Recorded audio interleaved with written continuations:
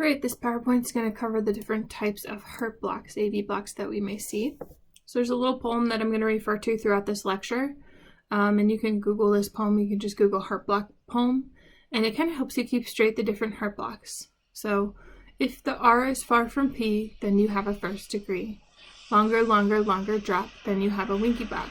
If some P's don't get through, then you have a Mobitz 2. If P's and Q's don't agree, then you have a third degree.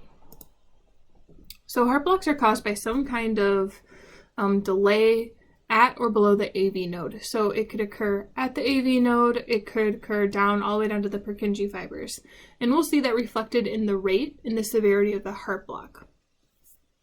We have three different subgroups of heart blocks. We have a first degree AV block, second degree AV block, and third degree AV block. An AV block can be changed out with heart block, so we'll use those terms. Whichever one you prefer to use, you can either use AV block or heart block. So the first type of heart block we have is first degree heart block or first degree AV block. And this is the least severe type of our least severe heart block that we would have. And this just is caused by some kind of conduction delay at the AV node. So this will be reflected by having an elongated PR interval. So our PR interval, which we know should be between 0.12 and 0.2 seconds, will actually be over 0.2 seconds. Basically, the SA node is firing off, but they're getting blocked and delayed somewhere at the AV node. We still have a 1-to-1 of P waves to QRS complexes, so we don't need to be putting a conduction ratio in there. And really, these are typically asymptomatic. This could actually even be caused by medication. I see this sometimes with patients taking calcium channel blockers or beta blockers for their blood pressure.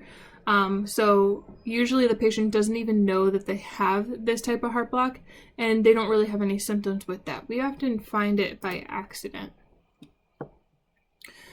So here we can see we have that elongated PR interval. This is 7 little blocks long. So that's indicating that it is a first degree. Like I said, patients may not even know that they have the heart block. Some other causes, it could be a heart attack, it could be some kind of heart disease, it could be degeneration of the conduction system. Most commonly, I see this as drug effects for some of our heart medications. Could be ischemia, could be some type of rheumatic heart disease. So there's a lot of different causes there, and we'll see these causes kind of repeated throughout this lecture.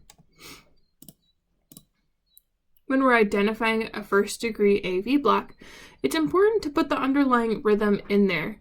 Reason being is it could be, typically it'll be sinus, but I actually have seen a junctional first degree AV block. So it is important to put, sinus or junctional. For this one would be sinus. But also put the rate, because this could, vary rate, because usually this is an asymptomatic heart block. So we need to know, is the patient tachy, is the patient in that normal range, or are they bradycardic? So looking at this rhythm here, it is regular. My QRSs are narrow. I do have 1 P wave for every QRS complex, but as you can see, let me change colors here. My PR interval is very, very long. So for this one, it's like 9 blocks long. So really, really, really dramatically elongated here. But everything else about this is normal, and we'll say that this is a 6-second strip. I know it's close to a 6-second strip, so I'm just going to use the 6-second technique. I got 1, 2, 3, 4, 5, 6. So it's going to be 60 beats per minute. So I would label this rhythm as a sinus rhythm at 60 beats per minute. I don't have any active P. My ST segment is completely normal. But we need to put with a first degree AV block, or I always write heart block. So sinus rhythm is 60 beats per minute with a first degree heart block. But yes, for this is the only heart block where we need to put that underlying rhythm. All of the other heart blocks, we don't need to put that underlying rhythm. So this is the only one where you need to do that. Please take note of that.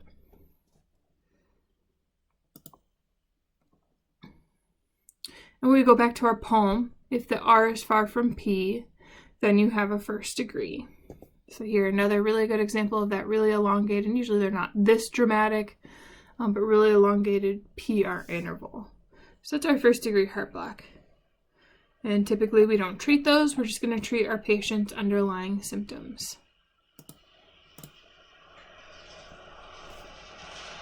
For our second-degree AV blocks, we have two different kinds of second-degree heart blocks. We have a type 1, which is often referred to as Wenckebach, and a type 2, which is often referred to as classic.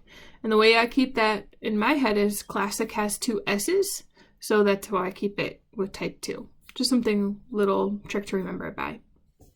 But with a second-degree AV block, some sinus impulses can be blocked from even reaching the ventricles.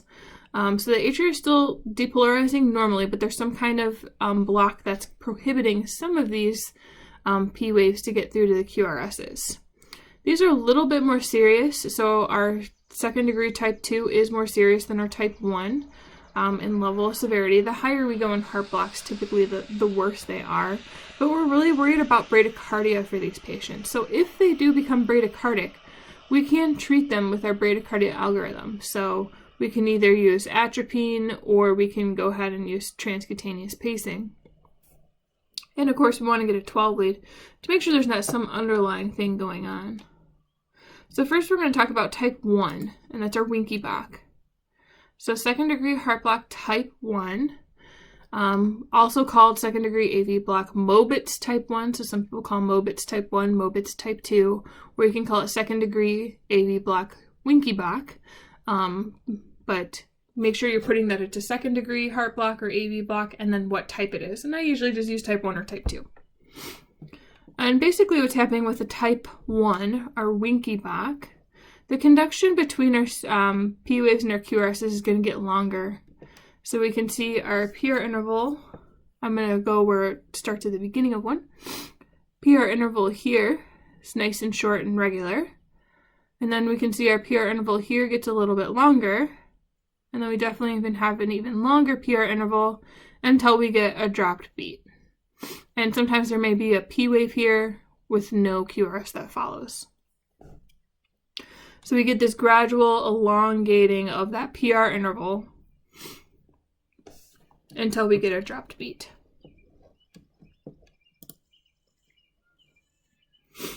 Now, it's kind of the same causes, so it could be an MI. If we're having a heart attack along the septal wall, which is that middle wall that kind of separates the ventricles, that's where our electric conduction system kind of flows. So if we get any kind of cardiac muscle damage there, we could really start seeing some different heart blocks. It could be idiopathic. It could be that we don't know why, they just have some kind of degeneration of their conduction system. So we definitely have seen that. It could be medications, but more likely to be a first degree with medications. Could be heart disease. So again, when we're identifying this, if I look at this rhythm down here, let me find, we have lead 2 at the bottom here, so that's where we'll look. But you can see I have my PR interval is getting longer and longer and longer, and then I have a dropped in. This one actually has a P wave with no QRS complex. So that longer drop, then you have Wenckebach going back to that poem. Some other identifying characteristics about this rhythm is it's going to be irregular because we have that elongating of that PR interval. Our RR intervals are going to also we'll see that they elongate too. So it's going to be an irregular rhythm, and we're going to have that elongating PR interval. So our second degree heart block type 1, or second degree heart block Mobitz type 1, or second degree heart block Wenckebach. When we're going for identification, our rate is probably going to be a little more bradycardic on the bradycardic side, although I have seen these with normal heart rates. Our regularity, this is going to be irregular, so that is one important thing about this Wenckebach that'll kind of set it apart from maybe a first degree. We may have more P waves and QRS complexes if we have a P wave with that dropped beat. Sometimes there's no P wave, or it's just hidden in the T wave before it, so we don't see it. Our PR interval is going to be lengthening, and that's really going to be the key thing that we're going to see with these Wenckebachs. So you can see this lengthening PR interval, and this one goes through a long process of that, and then we'll have one dropped QRS. So I would label this rhythm if this was a 6-second strip, and again, I don't know if it is, 1, 2, 3, 4, 5. So I would label this a second degree heart block type 1 at 50 beats per minute. And typically these second degree type 1s will have narrow QRSs, although it's not out of the realm of possibility for it to have a wide QRS. It really just depends on how far below the AV node that block is happening at. If this patient was bradycardic, I would treat them with my bradycardia algorithm. Since our second degree type 1s are typically blocked a little closer to the AV node, I could try a medication like atropine because the block may be high enough that I could get the atropine to work. The wider your QRS complex gets, the less effective atropine is going to be. So if it happened to have a wide QRS complex, I would skip atropine and I'd go right to transcutaneous pacing. All right, going back to our poem, longer drop, then you have a winky back. This does not mean it has to be 3 complexes and then drop. Okay, they just did that so it rhymed for the poem. Could be 3 complexes, could be 4 complexes, could be 5 complexes. We saw up here we had 1, 2, 3, 4, and then it dropped. Down here looks like we only have 3, so we can see our PR interval getting longer and longer, and then we have a dropped beat. I would label this one as at 60 beats per minute, so I would label this a second degree heart block type 1. It's really important to put whether it's type 1, type 2. You could put Mobitz 1, Mobitz 2, or Winky Bach or Classic, but you need to, classify what type it is at 60 beats per minute. All right, so no underlying rhythm with this. Remember, we're only putting the underlying rhythm with those first degree heart blocks. All right, now let's talk about our second degree type 2. So as we get closer and closer to complete heart blocks, the little more serious they get, and you can definitely see this is a lot more bradycardic. So second degree type 2 is more concerning than a second degree type 1. We do have other names for it, so keep in mind it could be AV block instead of heart block, but it could be called a Mobitz 2 or Classic. So second degree heart block, Mobitz 2, second degree heart block, Classic. However you want to call it. I just stick with type 2. These usually occur further down the conduction system, so more and more commonly we will start getting a wider QRS complex with these, which means that if we do need to treat this bradycardia, atropine is not going to work on this patient. So if we get a second degree type 2 or third degree, we're likely going to have to transcutaneous pace this patient if they're symptomatic and unstable. We do want to watch and make sure that this doesn't go on to a complete heart block. Some causes for our second degree types 2 could be MI, so we do see a lot of these with MIs, especially involving the septal wall. We also see this as an idiopathic thing. They have that degeneration of the conduction system. So I've seen this rhythm in young, healthy 30-year-old patients that just have genetically, disposed to these conduction systems. But what we see with this one is we have more P waves and QRS complexes. But when we have a QRS follow the P wave, your PR interval is always consistent. So there is some, relationship between the atria and the ventricles. It's just that, like for this rhythm, only every third contraction of the atria is coming through. So I have my atria beating 3 times before one of those signals actually gets through down to the ventricles.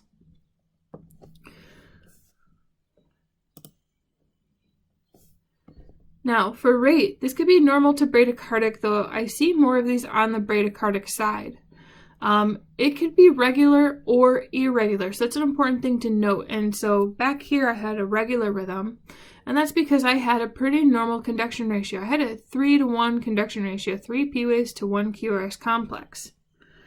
Here, I have a variable conduction ratio. You can see here I have 3 P waves to 1 QRS complex, and then 1, 1, and then 2. So this would be a variable conduction ratio. But one key thing to note is that when I do have a QRS follow that P wave, my PR interval remains the same for every complex where a P wave follows that QRS complex. QRS follows that P wave. So this is what sets it apart from a third degree heart block. So it's really, really important to note that with a second degree type 2, when a QRS does follow the P wave, that PR interval will always remain consistent. So for P waves, we should have more P waves than QRS complexes. And then our PRI always remains the same when a QRS follows. Our QRS can be narrow or wide. I've seen a couple different, probably about 50-50 with these, maybe leaning a little more towards wide.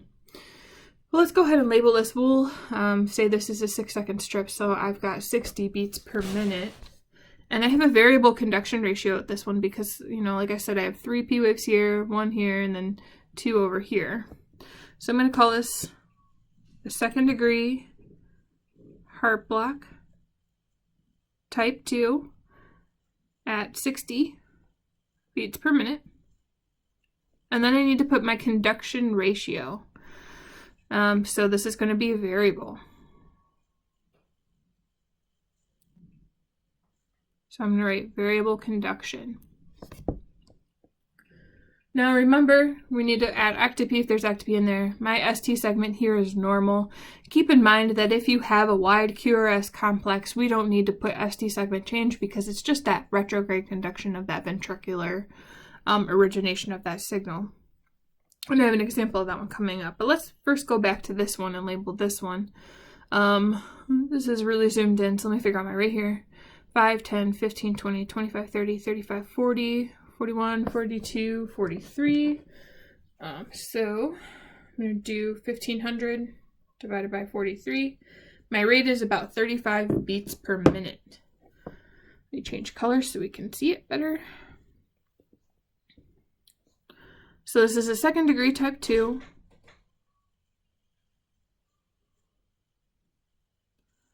At 35 beats per minute. In this one I have a regular conduction ratio, although it's cut off, but I knew what the strip looked like. So it would be a 3-to-1 conduction ratio. Second degree type 2 at 35 beats per minute with a 3-to-1. This one was also 3-to-1. We'll just say this is 40 beats per minute, so it would be second degree type 2 heart block at 40 beats per minute with 3-to-1 conduction ratio.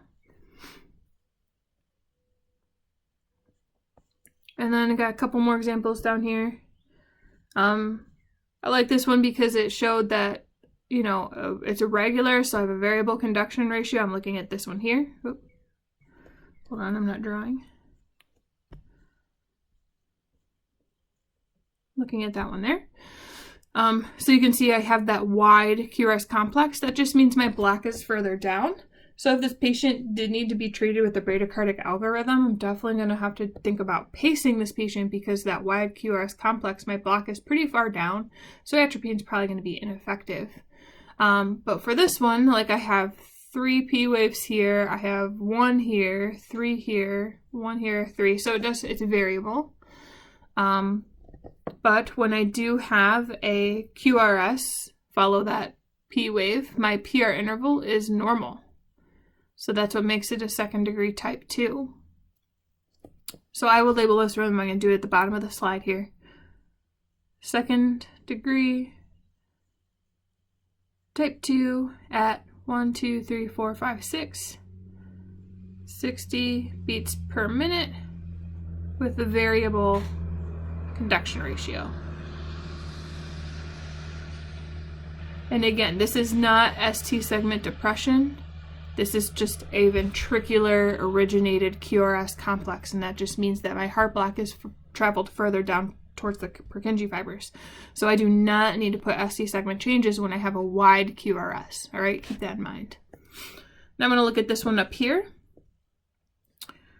Looks like my PR interval is pretty consistent, but I do have multiple P waves per QRS. So when you have more P's than Q's, then you have a Mobitz 2.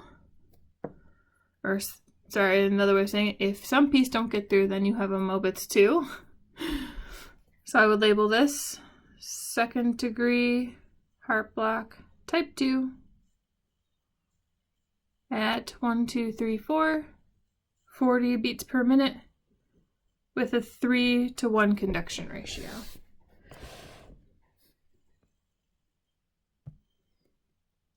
All right, last type of heart block is our 3rd degree heart block.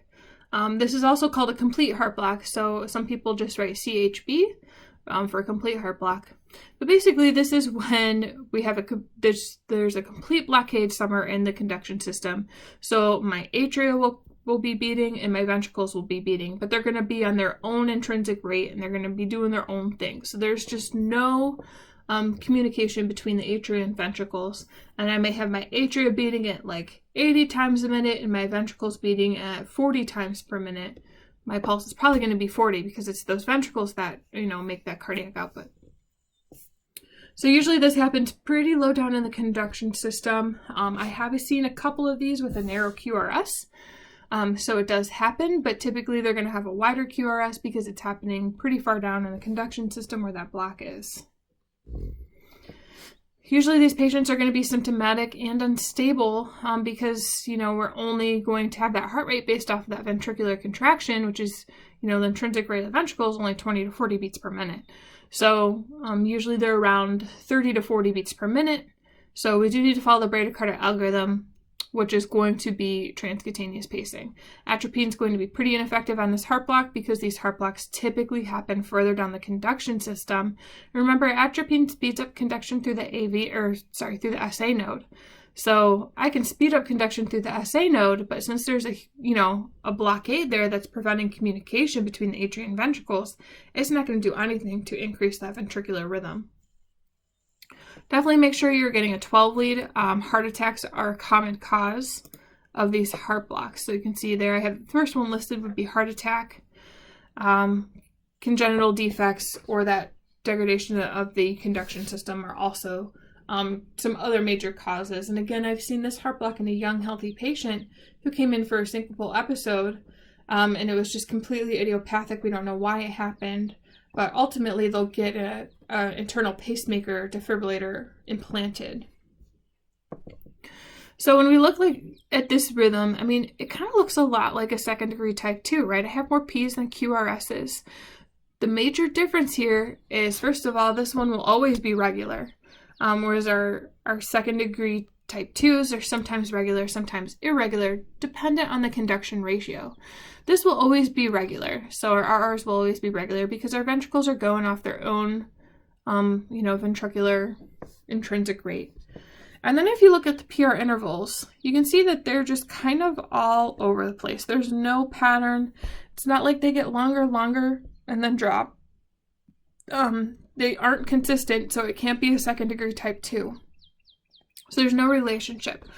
And I'm going to circle all my P waves. That is a P wave hidden in that QRS complex. So if I were to take a piece of paper and march out my P waves, my PP intervals are all going to be normal as well. So I have a normal RR interval, and I have a normal PP interval. And that's another indicator of a complete heart block. Now we can see that sometimes in a 2nd degree type 2. The difference is if it's a 2nd degree type 2, all these PR intervals would be consistent, and you can see they're kind of all over the place. So if I were to label this rhythm, I would label it 3rd degree heart block at 30 beats per minute. You do not need to put a conduction ratio. It is given by the name of 3rd degree heart block that we know that it's going to be, variable and all over the place. So you do not put a conduction ratio in this one. The only one that needs a conduction ratio in your heart blocks is going to be your 2nd degree types 2. Because we need to know, is it regular or irregular? And putting that conduction ratio in there will tell us, is it variable or do I have a regular conduction ratio? And also the higher the conduction ratio, the more bradycardic and symptomatic the patient's going to be. But with 3rd degree heart block, it's pretty given that you're going to have a conduction ratio that's all over the place. There's just no agreement between the P waves and the QRS complex, so do not put that in there.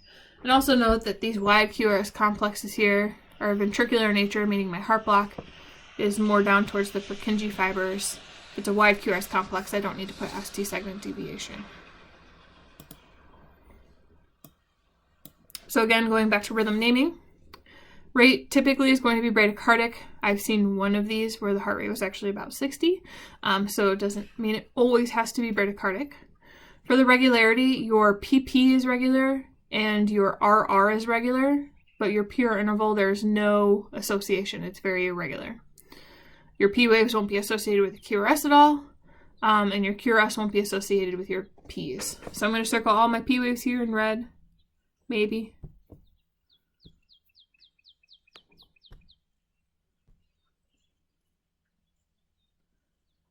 So here we can see there's probably, because I know by marching out, there's probably a P wave hidden in that QRS complex.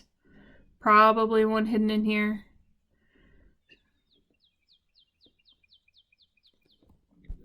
So all my P's look pretty regular.